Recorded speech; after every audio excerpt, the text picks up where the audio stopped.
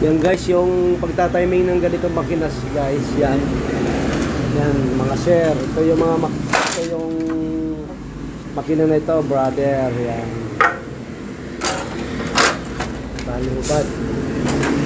Ngayon, yung pagtatiming nito guys, ganito lang po. Yung karayom po, kailangan tumama rito dito sa matulis ito. Yan po yung kumukuha ng sinulid yan po.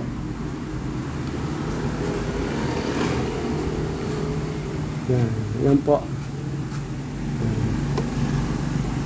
Medyo madilim lang.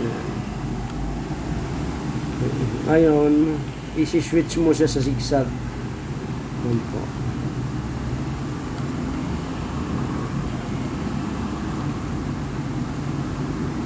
Yan. Bali yung matulis na ito guys. Yan.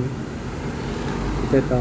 Kailangan tumama rito sa gilid sa likod ng karayom, malapit sa butas. Yan po.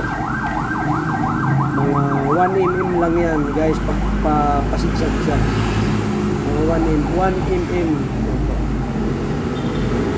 Yan lang guys.